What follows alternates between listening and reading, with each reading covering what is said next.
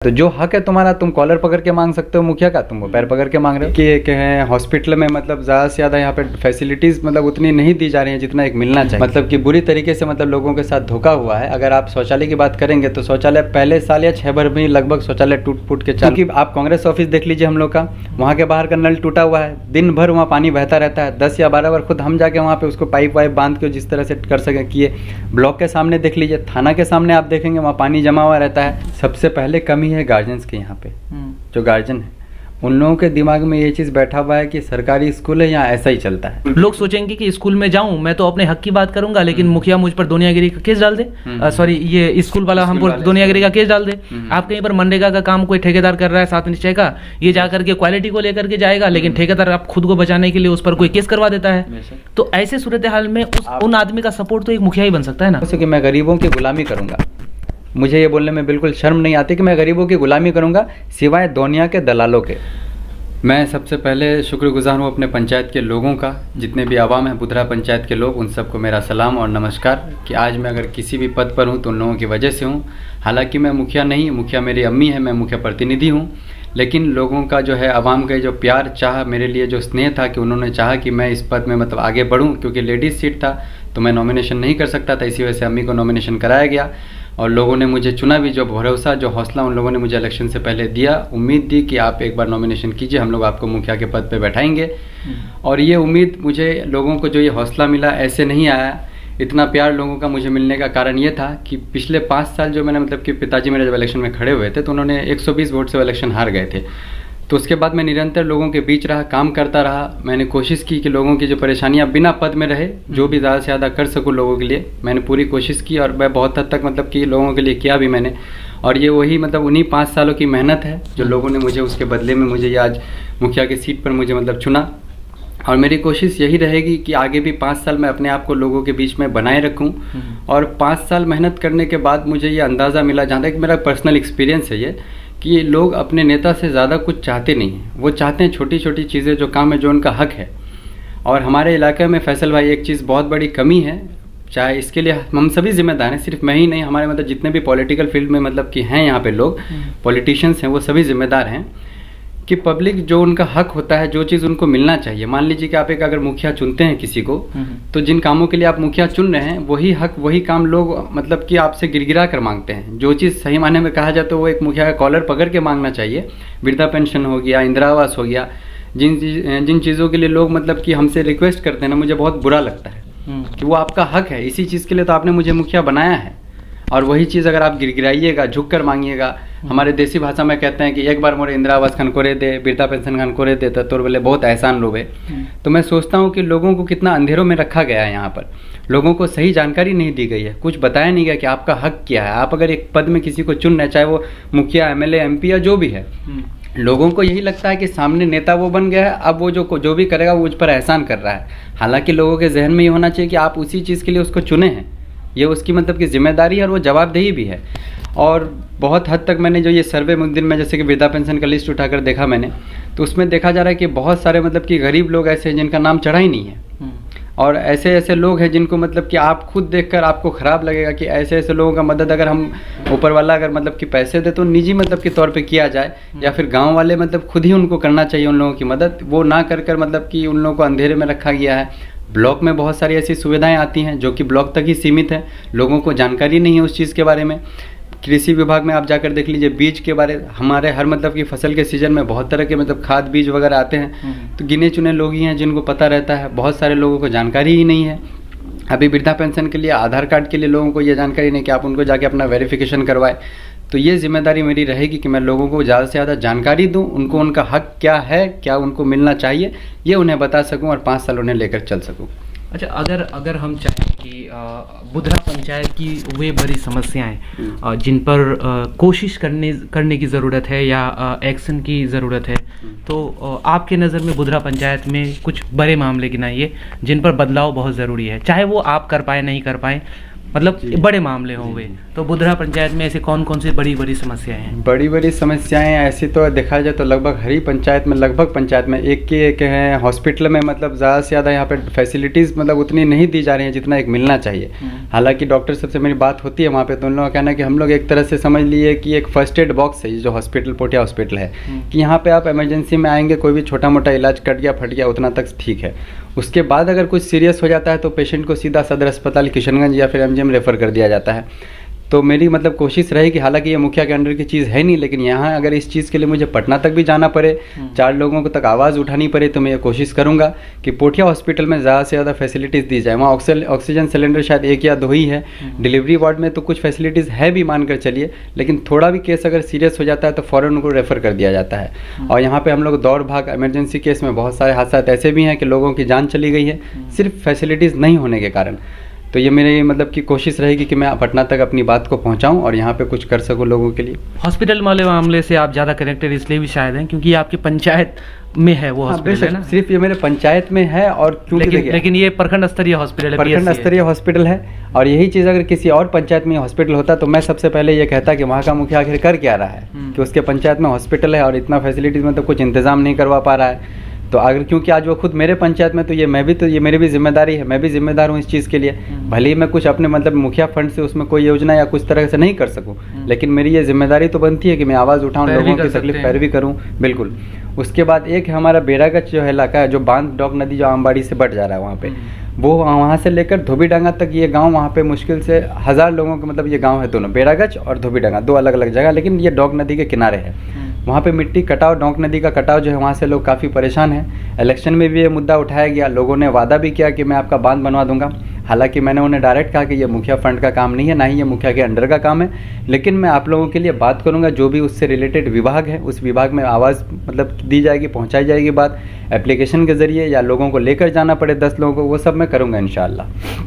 ये 2 बड़े काम हैं। ये 2 बड़े काम। अच्छा, एक चीज़ जो मैंने देखा है बुधरा में, क्योंकि जब मुख्यमंत्री पहली बार निश्चय यात्रा में आने वाले थे, शायद 2017 का दौर था वो, तो उस समय बुधरा पंचायत को एक मॉडल पंचायत बनाने के लिए, एक आदर्श पंचायत बनाने के लिए बड़े पैमाने पर कई तरह का काम हुआ था। उनमें से एक महत्वपूर्ण काम था कि शौचालय बनाना, है ना? और ज़्यादातर शौचालय जो है किसी ठेकेदार ने बनवाया था, लोग तत्काल नहीं बना रहे थे, मुख्यमंत्री को खुश करना था। तो ऐसे सूरत हाल में ज़्यादातर शौचालय 2 नंबर था काफ़ी हद तक। तो अब जो है ज़्यादातर शौचालय जो है वो गिर चुका है या यूजलेस है। तो इसका क्या लगता है आपको? क्योंकि सरकार तो मान के चल रही है कि आपका पंचायत ODF हो गया है ना, ओपन डेफिकेशन फ्री हो चुका है, लेकिन वो कायदे से हुआ नहीं। आज के डेट में भी मुझे लगता है कि ज़्यादातर लोग जा रहे होंगे क्योंकि उनके शौचालय जो है उस कंडीशन में नहीं बच पाया है। कुछ कर सकते हैं आप इस पे? हाँ, अफसोस की बात यह है कि मैं इसके लिए सिर्फ और सिर्फ सरकार को जिम्मेदार नहीं कहूँगा, क्योंकि उन्होंने तो ठीक है जो भी पहुँचा, लेकिन यहाँ जो डिपार्टमेंट के लोग हैं ये उनकी जिम्मेदारी रही है और वहाँ पे कमी हुई है बहुत ही, मतलब कि बुरी तरीके से मतलब लोगों के साथ धोखा हुआ है। अगर आप शौचालय की बात करेंगे तो शौचालय पहले साल या 6 भर में लगभग शौचालय टूट फूट के चालू हो गया। हाँ, कुछ गलती है लोगों की, यहाँ पे रहने वालों की, कि शौचालय अगर आपको बनाकर दिया गया तो आप उसे इस्तेमाल करें, ना कि उसमें जलावन रखें या फिर निजी घर का सामान होगा, मतलब कि उसको स्टोर रूम टाइप का बना दिया गया। और शौचालय का काम खराब तो बहुत हद तक हुआ है। और कुछ कुछ इलाके ऐसे भी हैं, वार्ड हैं, जैसे कि आप चली जाइए मंगलीझर, मेरे ही पंचायत में पड़ता है, जो डॉग के उस पार नदी है, तो वहाँ पे साफ ही शौचालय का काम नहीं हुआ, आदिवासी इलाकों में मैं कह रहा हूँ। और जो ब्लॉक से मतलब कि आप समझ लीजिए 1 किलोमीटर के रेंज में जो भी यहाँ पे गांव बसता है वहाँ पे काम किया गया है, लेकिन बाहरी ठेकेदार, ये आप एक ने बहुत सही मुद्दा, बाहरी ठेकेदारों द्वारा काम तो कराया गया, और आज भी वो बाहरी ठेकेदारों को मैं देखता हूँ चक्कर लगाते हुए कि मेरा शौचालय का पेमेंट नहीं हुआ है, कंप्लीट नहीं हुआ, कुछ पैसा फंसा हुआ है। और उनसे जब बात हुई मेरी कि आप लोग जो शौचालय बना के गए यहाँ पे ऐसा ऐसा, तो हम लोगों से वादा किया गया था फलाना करेंगे ढिमका करेंगे, आपका पेमेंट 10 दिन में करवा दिया जाएगा।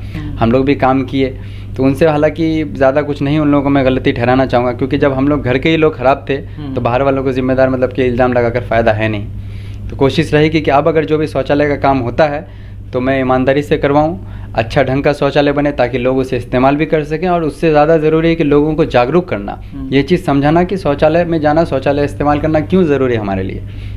तो एक और चीज़ जो आप ट्विटर वगैरह में भी पोस्ट किए थे, फेसबुक के माध्यम से भी उठा रहे थे, PHED का मामला, है ना? आपके यहाँ का जो जल मीनार बनाया गया है, पानी की जो व्यवस्था की गई है, ज़्यादातर जगहों में लीकेज है, काफ़ी बड़े पैमाने पर आप इसको आवाज़ खड़ा कर रहे थे।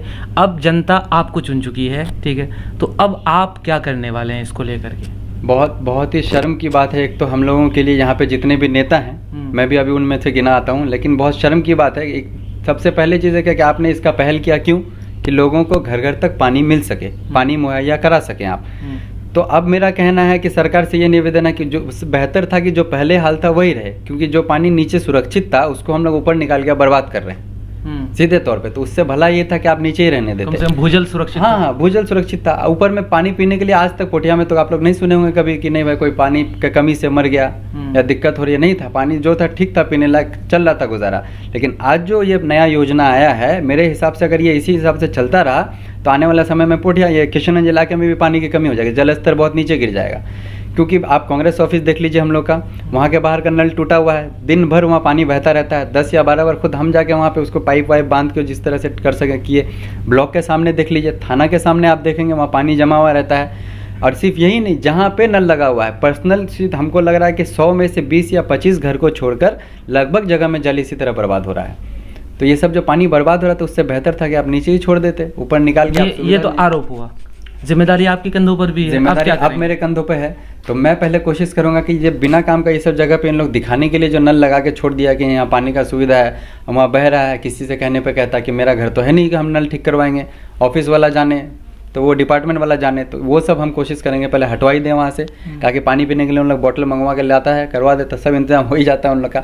हाँ, बहुत सारे ऐसे घर हैं जिनको अभी तक पानी नहीं मिला है। अच्छा, एक हमारा है 7 नंबर वार्ड, वहाँ पे लोगों का कहना है कि हमारे मतलब वार्ड में 2 टंकी बना है, लेकिन दुबरी बारी एक लगा जिसके बारे न्यूज़ में चलाया गया था, पेपर में भी आया था। दुबरी बारी में वहाँ पे मुश्किल से 40 या 45 घर होंगे, वहाँ पे एक भी घर में पानी नहीं पहुँचा है, एक भी घर में पाइप का कनेक्शन नहीं है। तो जहाँ लोगों को ज़रूरत है वहाँ पे आप पहुँचा नहीं रहे हैं। BDO साहब को एप्लीकेशन दिया गया, मैंने खुद दिया एप्लीकेशन, वहाँ पे बात हुई, उन्होंने कहा कि ठीक है अभी इलेक्शन चल रहा है, उसके बाद हम लोग इस मुद्दे पे बात करते हैं। फिर PHED डिपार्टमेंट जिससे यहाँ पे काम हो रहा था, जो ठेकेदार से, उनसे भी मेरी बात हुई। उन लोगों का कहना है कि हम लोग का पेमेंट पुराना क्लियर नहीं हुआ है, पेमेंट होगा उसके बाद हम लोग काम करेंगे। तो विभाग में लोगों को ऐसे घुमाया जा रहा है आगे पीछे करके। तो अब मेरी कोशिश रहेगी कि इस पर ध्यान दिया जाए और सही जगह पे पानी पहुँचाया जा सके, और कम से कम जो ये पानी नाजायज़ बर्बाद हो रहा है इसको रोका जा सके। इंशाल्लाह मैं करूँगा। एक मुखिया होने के नाते ये तो देखने को मिलता है कि नरेगा में वित्त आयोग के पैसे, कई तरह के फंड होते हैं जिसको लेकर के वे गली नाली सड़क वगैरह बना लेते हैं। लेकिन मुझे लगता है कि इस दौर का तकाजा है कि पंचायत स्तर के नेता भी जो है एजुकेशन सेक्टर पर ध्यान दें। वे कुछ कर तो नहीं सकते, लेकिन पैरवी जरूर कर सकते हैं। आंगनवाड़ी केंद्र, प्राथमिक विद्यालय, मध्य विद्यालय और पंचायत स्तर पर कम से कम एक हाई स्कूल तो है ही, जहाँ पर गर्ल्स हाई स्कूल है या और भी कोई स्पेशल प्रोजेक्ट का हाई स्कूल है तो फिर वहाँ पर 2 या 3 है, लेकिन एक हाई स्कूल तो ज़रूर है। तो अब वहाँ पर ऐसा अक्सर सुनने को मिलता है कि टीचर लेट लतीफ़ हैं, जल्दी चले जाते हैं, बच्चों का इनरोल कम हो रहा है, बच्चे कम जा रहे हैं, या फिर सूखा राशन जो आंगनवाड़ी केंद्र पर मिलना चाहिए ज़रूरी लोगों को, जिनको वाकई में ज़रूरत है, उन लोगों को नहीं मिल पाता है। कई तरह की छात्रवृत्ति का पैसा इधर से उधर हो जाता है, बच्चों को टाइम पे नहीं मिल पाता है। तो तमाम चीज़ों को लेकर के कि एक बेहतर वातावरण बने बच्चों के लिए ताकि वे शिक्षा ले सकें, इस दिशा में क्या आप कुछ पहल कर सकते हैं? शिक्षा के दिशा में देखिए, नेताओं की तरह मैं 10 तरह के मतलब वादा तो नहीं करूँगा। सबसे पहले कमी है गार्जियंस की। यहाँ पे जो गार्जियन है उन लोगों के दिमाग में ये चीज़ बैठा हुआ है कि सरकारी स्कूल है, यहाँ ऐसा ही चलता है। अगर गार्जियन एक अकेला मुखिया क्या करेगा? आज अगर हम हाई स्कूल में जाके टीचर्स को टाइट करते हैं तो मिडिल स्कूल में ढीला रहेगा, कहीं एक आंगनबाड़ी में जाते हैं दूसरा आंगनबाड़ी में ढीला रहेगा।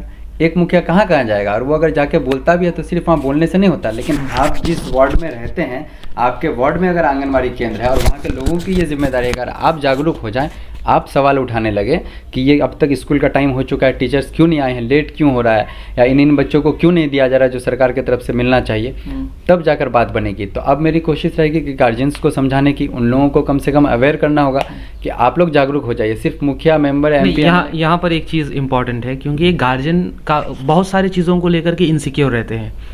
एक रिसेंटली एक खबर चला है, कोई भी जाके स्कूल में कुछ बोलेगा तो ठेकेदार वगैरह के मामले में कोई भी जाके कुछ बोलता है तो उस पर एक केस डाल देते हैं कि है ना, दर्ज की जाती है। हाँ, तो FIR करवा दिया जाता है, झूठे FIR, ताकि लोग अपनी आवाज़ ना बुलंद करें। तो ऐसे सूरत हाल में लोग क्यों बात करें? लोग तो डर जाएंगे ना। लोग सोचेंगे कि स्कूल में जाऊं मैं तो अपने हक की बात करूंगा, लेकिन मुखिया मुझ पर दुनियागिरी का केस डाल दे, सॉरी ये स्कूल वाला हम पर दुनियागिरी का केस डाल दे।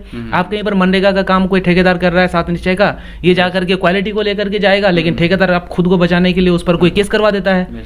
तो ऐसे सूरत हाल में उन आदमी का सपोर्ट तो एक मुखिया ही बन सकता है ना। मुखिया बन सकता है। इसके लिए एक सॉल्यूशन मेरे पास है। कुछ लोग आए थे मेरे पास कि हमारा आंगनबाड़ी केंद्र का हाल बहुत बुरा है, यहाँ पे मतलब बहुत ही ज़्यादा मतलब कि ढील दिया जा रहा है। तो उन लोगों से मैंने यही कहा कि कुछ नहीं करना है आप लोगों को, कैमरा वीडियो कैमरा एक मल्टीमीडिया फ़ोन यूज़ करें, कैमरा ऑन करके आप केंद्र के अंदर चले जाइए, वहाँ पे जो भी रहेंगे उनसे पूछे कि अब तक टीचर क्यों नहीं आए हैं, कितने बजे तक आएंगे, टाइम दिखा दीजिए आप कितना बज रहा है, क्या क्या सुविधा है, अगर बाथरूम गंदा है, क्लासरूम गंदा है, आप नॉर्मली वीडियो करके लाके मुझे दे दें, उसके बाद मैं अपने हिसाब से आगे काम करता हूँ। या मुझे भी दे सकते हैं, मुझे भेजते हैं या आपको भी दे सकते हैं। बिल्कुल मुझसे ज़्यादा काम आपके पास चला जाए, अगर दे दिया जाए आपको तो आप ज़्यादा अच्छा कर पाएंगे। सही बात है, बेशक, तो ये कोशिश रहेगी मेरी।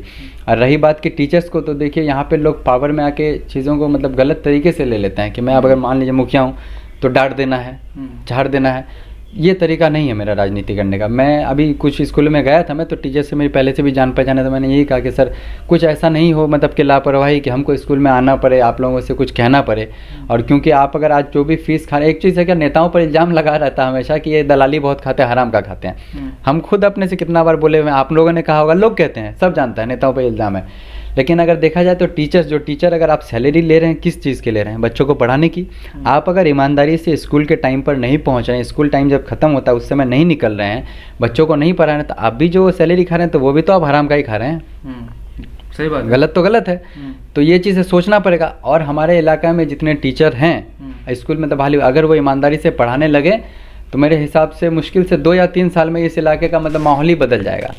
एक चीज़ देख लीजिए, हमारे इलाका में सबसे ज़्यादा उलमा है, सबसे ज़्यादा जलसा हमारे इलाका में होता है, ये सीमांचल के एरिया में। फिर भी लोगों के अंदर वो जागरूकता नहीं है, वो अवेयर नहीं है, चीज़ों को मतलब समझ नहीं पा रहे हैं। और ये गलत चीज़ जो जहन में बैठा हुआ है लोगों का, वो उसी चीज़ को लेकर चल रहे हैं। अब मैंने आपसे जैसे उसी वक्त कहा कि एक किसी शख्स को अगर वृद्धा पेंशन चाहिए होता है या इंदिरा आवास चाहिए होता है, वो आके हमको कहता है मैं आपका ज़िंदगी भर गुलामी खटूंगा, आप मेरा एक बार इंदिरा आवास करा दीजिए। तो आप सोच सकते हैं कि उसको कितना अंधेरा में रखा गया। तो जो हक है तुम्हारा, तुम कॉलर पकड़ के मांग सकते हो मुखिया का, तुम वो पैर पकड़ के मांग रहे हो। और मैंने ये अपने पंचायत के लोगों से साफ साफ कह दिया है कि मैं ये 5 साल का मुखिया, मैं 10 वादे नहीं करूंगा, फलाना ढिमका बना देंगे, कुछ नहीं।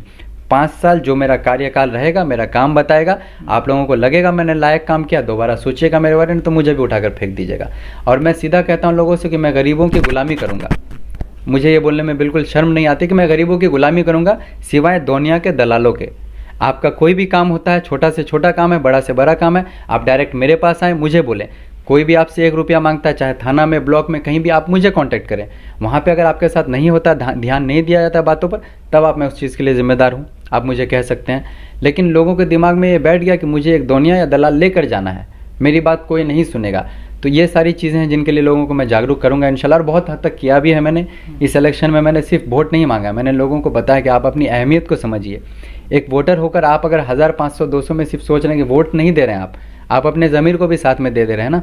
तो आप पहले अपनी अहमियत को समझिए कि आप सामने वाले को चुन रहे हैं, और मेजोरिटी जैसा होगा वैसे ही ना लोग चुनेंगे।